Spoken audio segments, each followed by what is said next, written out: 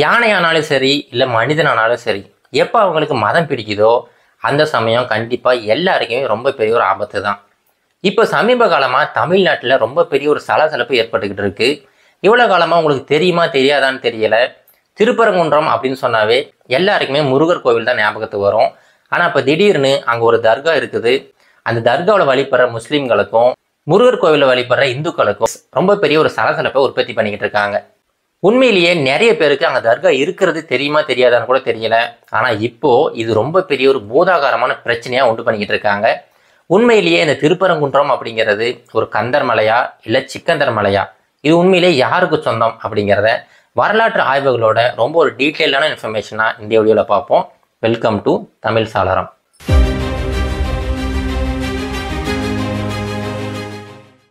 இப்போ திருப்பரங்குன்றம் இந்த மலைப்பகுதியை எடுத்துக்கிட்டிங்கன்னா, இந்த மலைப்பகுதியில் முருகர் கோவில் தான் பிரதானமான ஒரு கோவிலாக அமைஞ்சிருக்கு. அது மட்டும் கிடையாதுங்க, இது கூடவே நிறைய சின்ன சின்ன கோவில்களுமே அங்கங்கே அமைஞ்சிருக்கும். இதே போல தான் திருப்பரங்குன்றம் மலையோட உச்சியில் சிக்கந்தர் ஷா தர்கா அப்படிங்கிற ஒரு தர்காவுமே அமைஞ்சிருக்கு.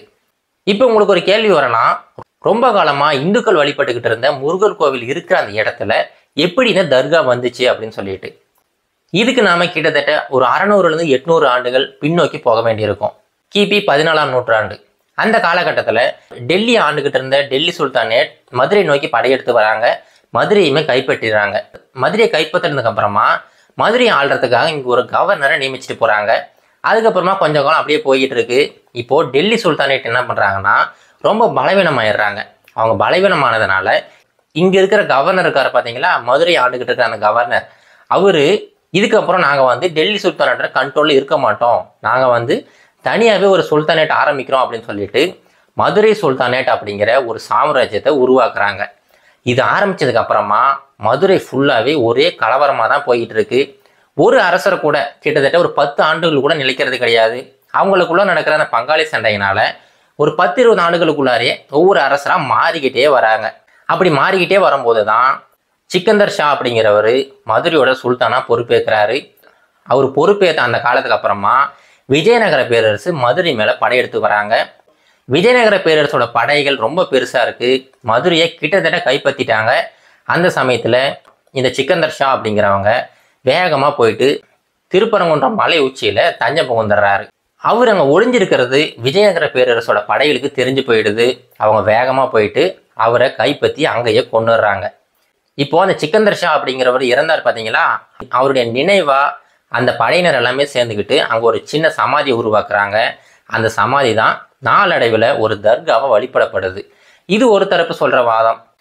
இரண்டாவது தரப்பு என்னன்னு பார்த்தீங்கன்னா, கிட்டத்தட்ட கிபி 8ஆம் நூற்றாண்டு அந்த காலகட்டத்தில் தான் இஸ்லாமிய மதம் கொஞ்சம் கொஞ்சமாக உலகத்துக்கு அப்படியே பரப்பப்பட்டுக்கிட்டு இருந்துச்சு.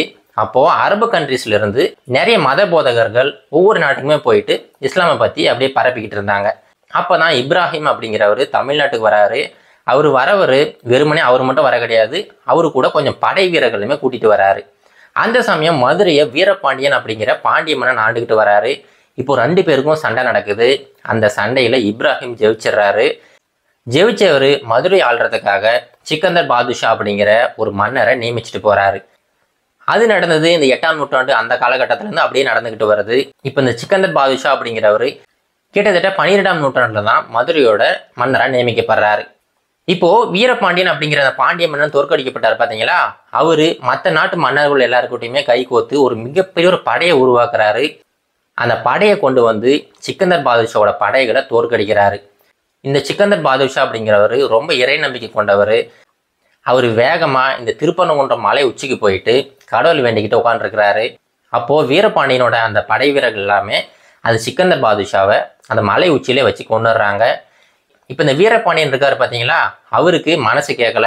என்னதான் இருந்தாலும் நிராயுதபாணியாக இருந்த ஒரு மன்னரை நம்ம கொண்டுட்டோம், அது சரியில்லை அப்படின்னு சொல்லிட்டு அதே இடத்துல அவருக்கு ஒரு சின்னதாக ஒரு நினைவிடத்தை அமைக்கிறாரு. அந்த நினைவிடம் தான் காலப்போக்கில் ஒரு தர்காவாக வழிபடப்படுது. இப்போ உங்களுக்கு புரிஞ்சிருக்கும் இந்த சிக்கந்தர் ஷா தர்கா எப்படி திருப்பரங்குன்றம் மலை உச்சியில் வந்துச்சு அப்படின்னு சொல்லிட்டு. இப்போ அதெல்லாம் அப்படியே போய்கிட்டே இருந்துச்சு. இது எப்போ ஒரு பெரிய பிரச்சனையாக உருவெடுக்குது அப்படின்னா 1920 இந்த காலகட்டத்தில் தான் பெரிய பிரச்சனையாக உருவெடுக்குது. அப்போ என்ன பண்ணுறாங்கன்னா, முருகர் கோவிலை நிர்வகிக்கிறாங்க பார்த்தீங்களா, அந்த தேவஸ்தான அதிகாரிகள் எல்லாமே சேர்ந்து இந்த திருப்பரங்குன்றம் மலை முழுவதுமே இந்துக்களுக்கு தான் சொந்தம் அப்படின்னு சொல்லிட்டு கோர்ட்டில் கேஸ் போடுறாங்க. அந்த சமயத்தில் இந்த கீழ் நீதிமன்றத்தில் என்ன தீர்ப்பு வருதுன்னா, இப்போ இந்த வழக்கில் இந்துக்கள் மட்டும் சம்மந்தப்படலைங்க. இந்துக்கள் போட்டது என்னன்னா, அந்த மொத்த திருப்பரங்குன்றம் மலையுமே எங்களுக்கு சொந்தம் அப்படின்னு சொல்லிட்டு வழக்கு போட்டிருக்காங்க. அதே மாதிரி முஸ்லீம்கள் என்ன பண்ணுறாங்கன்னா, அந்த சிக்கந்தர் தர்கா இருக்குது பார்த்தீங்களா, அந்த இருக்கிற எல்லா பகுதியுமே முஸ்லீம்களுக்கு சொந்தம் அப்படின்னு சொல்லிட்டு அவங்களுமே வழக்கு போடுறாங்க. இப்போ மூன்றாவதாக இன்னொரு நபர், பிரிட்டிஷ் அரசாங்கம் இருக்காங்க பார்த்தீங்களா, அவங்க என்ன பண்ணுறாங்கன்னா, இந்த கோவில் இருக்கிற அந்த சின்ன இடம் மட்டும்தான் இந்துக்களுக்கு சொந்தம், தர்கா இருக்கிற அந்த சின்ன இடம் மட்டும்தான் முஸ்லீம்களுக்கு சொந்தம், மற்ற இருக்கிற எல்லா இடமுமே அரசாங்கத்துக்கு சொந்தம் அப்படின்னு சொல்லிட்டு அவங்களுமே ஒரு வழக்கு போடுறாங்க. இது எல்லாத்தையுமே விசாரித்த அந்த நீதிமன்றம் என்ன சொல்கிறாங்கன்னா, அரசாங்கத்துக்கு இங்கே எந்த ஒரு சம்மந்தமே கிடையாது அப்படின்னு சொல்லிட்டு அரசாங்கத்தோட அந்த வழக்கை தள்ளுபடி பண்ணிடுறாங்க. முஸ்லீம்களுக்கு அவங்களுடைய தர்கா, அப்புறம் தர்காவுக்கு போகிற அந்த படிக்கட்டுகள், அந்த படிக்கட்டு தொடங்குற இடத்துல இருக்கிற நெல்லித்தோப்பு, இந்த மாதிரி இந்த இடங்கள் எல்லாமே முஸ்லீம்களுக்கு சொந்தம், மற்ற இடங்கள் எல்லாமே இந்துக்களுக்கு சொந்தம் அப்படின்னு சொல்லிட்டு வழக்கை முடிச்சு வைக்கிறாங்க. இப்போ இந்த வழக்கு முடிஞ்சதுக்கு அப்புறமா மறுபடியும் முஸ்லீம்கள் என்ன பண்ணுறாங்கன்னா, மெட்ராஸ் ஹைகோர்ட்டுக்கு வந்து, இல்லை நாங்கள் கேட்டது தர்கா இருக்கிற முழு பகுதியுமே எங்களுக்கு வேணும் அப்படின்னு சொல்லிட்டு, ஆனால் நீங்கள் கொடுத்துருக்கிற இந்த தீர்ப்பு எங்களுக்கு சரியாக படலை அப்படின்னு சொல்லிட்டு மேல்முறையீடு பண்ணுறாங்க. அதை விசாரித்த ஹைகோர்ட் என்ன பண்ணுறாங்கன்னா, இது வந்து யாருக்குமே சொந்தம் கிடையாது, இந்த இடம் ஃபுல்லாகவே அரசாங்கத்துக்கு சொந்தம் அப்படின்னு சொல்லிட்டு அவங்க ஒரு தீர்ப்பை கொடுக்குறாங்க. இப்போ என்னன்னா, இப்போ இருக்கிற காலகட்டத்தில் நாம் வந்து ஹைகோர்ட்டுக்கு போகிறோம், ஹைகோர்ட்டில் முடியல அப்படின்னா மேல்முறையீடு சுப்ரீம் கோர்ட் வரைக்கும் போகிறோம். சுப்ரீம் கோர்ட்டு தான் நம்ம இந்தியாவில் இருக்கிற ஹையஸ்ட் அத்தாரிட்டி, அவங்க சொல்கிற தீர்ப்பு தான் இறுதியான தீர்ப்பு. ஆனால் அப்போ இருக்கிற காலகட்டத்தில் இந்தியாவில் சுப்ரீம் கோர்ட் ஒன்று கிடையவே கிடையாது. இவங்க ஹைகோர்ட்டை எதிர்த்து மேல்முறையீடு பண்ணணும் அப்படின்னா லண்டனில் இருக்கிற கோர்ட்டுக்கு தான் போகணும். அதனால் அப்போ இருந்த அந்த சமஸ்தான அதிகாரிகள் எல்லாருமே லண்டன் கோர்ட்டுக்கு போயிட்டு அந்த கேஸை ஃபைல் பண்ணுறாங்க. அந்த கேஸில் இருக்க தீர்ப்பு என்ன சொல்கிறாங்கன்னா, இந்த கீழ் நீதிமன்றம் கொடுத்தாங்க பார்த்தீங்களா, அந்த தீர்ப்பு தான் சரியானது, அந்த கோவிலும் அந்த மலையும் இந்துக்களுக்கு சொந்தம், தர்காவும் அந்த படிக்கட்டு அப்புறம் நெல்லித்தோப்பு இந்த இடங்கள் எல்லாமே முஸ்லீம்களுக்கு சொந்தம் அப்படின்னு சொல்லிட்டு வழக்கை முடிச்சு வைக்கிறாங்க. சரி, வழக்கு தான் முடிஞ்சு போச்சு, அவங்களுக்கு அவங்களுடைய இடம் வந்து கொடுக்கப்பட்டுருச்சு. இதுக்கப்புறம் என்ன பிரச்சனை அப்படின்னா, அப்போல்லாம் பிரச்சனை கிடையாதுங்க. அதுக்கப்புறம் கிட்டத்தட்ட 1950க்கு அப்புறமா புதுசாக ஒவ்வொரு கேஸாக போட ஆரம்பித்தாங்க. அதுக்கப்புறம் 1976 அப்போ ஒரு கேஸ் போடுறாங்க. அது எதுக்குன்னா, முஸ்லீம்கள் அங்கே ஒரு சின்னதாக ஒரு நீர்நிலை அமைக்கிறாங்க, அந்த மாதிரிலாம் அமைக்கக்கூடாது அப்படின்னு சொல்லிட்டு கேஸ் போடுறாங்க. அதுக்கப்புறம் 1988, 1996 அப்படின்னு சொல்லிட்டு வரிசையாக நிறைய கேஸ்கள் போடப்பட்டுக்கிட்டே இருக்குது. அதுவும் 98 பார்த்தீங்கன்னா இந்து அமைப்பு ஒன்று என்ன சொல்கிறாங்கன்னா, அங்கே இருக்கிற தர்காவை மொத்தமாகவே காலி செய்யணும் அப்படின்னு சொல்லிட்டு கேஸ் போட்டிருக்காங்க. இது எல்லா கேஸ்களுமே ஒரு காரணத்தினால தள்ளுபடி செய்யப்பட்டுச்சு. என்னென்னா, அங்கே இருக்கிற இந்துக்களும் முஸ்லீம்களும் ரொம்ப மத நல்லிணக்கத்தோடு வாழ்ந்துக்கிட்டு இருக்காங்க, அவங்களுடைய ஒற்றுமையை நீங்கள் தேவையில்லாமல் குலைக்காதீங்க அப்படின்னு சொல்லிட்டு எல்லா கேஸ்களையுமே தள்ளுபடி பண்ணியிருக்காங்க. இப்போ கடைசியாக 2023 இன்னொரு கேஸ் போட்டிருக்காங்க. அது எதுக்கு அப்படின்னா, பக்ரீத் பண்டிகை அப்போ எப்போவுமே அந்த தர்காவில் பலி கொடுக்கறது வழக்கமாக வச்சுருந்துருக்காங்க.